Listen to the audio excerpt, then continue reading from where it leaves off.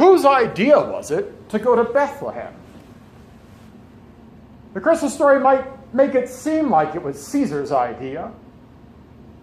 He's the one who ordered a census to be taken, that all the world should be taxed. But how many people actually listened to Caesar's command to travel to their ancestral homes? In the United States, we have an official census every 10 years. I've been an adult for 2 of them. I've never taken part. I've never even gotten the form. Was I supposed to? I don't know how it works. A member of a congregation I served in Montana, who works for the U.S. Census, told me I'm not alone.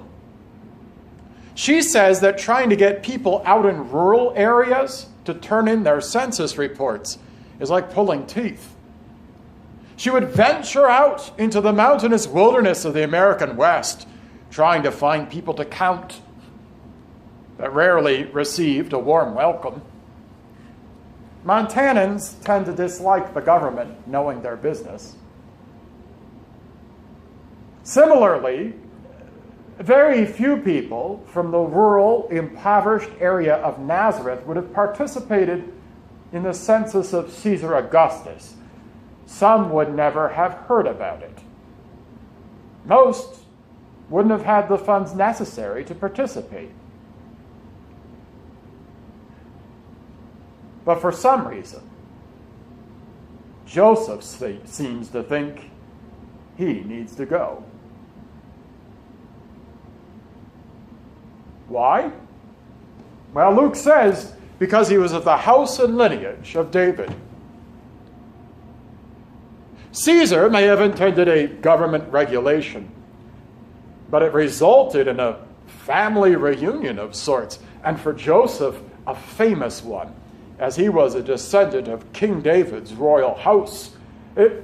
For example, if you were a descendant of George Washington, wouldn't you take a little more pride in your census report and family reunions than a descendant of an unknown immigrant to the Dakotas? Likewise, Joseph had a little more motivation than most others.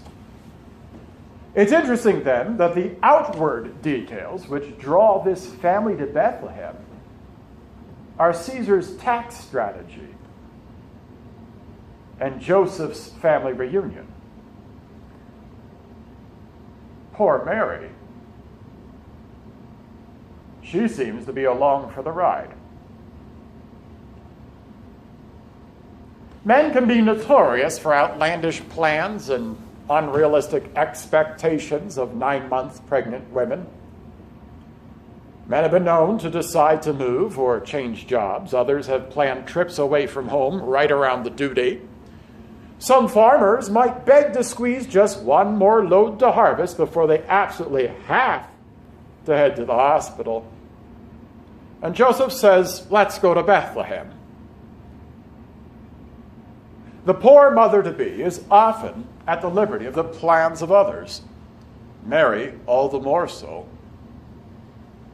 None of her pregnancy was her plan.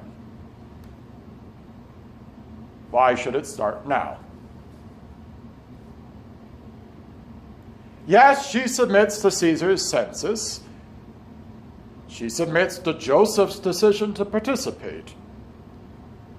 But those are just the surface details of this story. As wise Solomon said, there are many devices in a man's heart.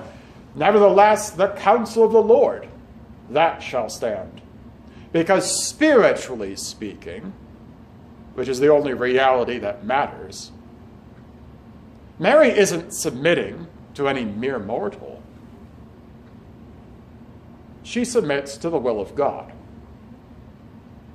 The will revealed to her through the angel Gabriel and to all mankind through the Holy Scriptures, that she, a virgin, would conceive and bring forth a son and call his name Jesus, our Savior.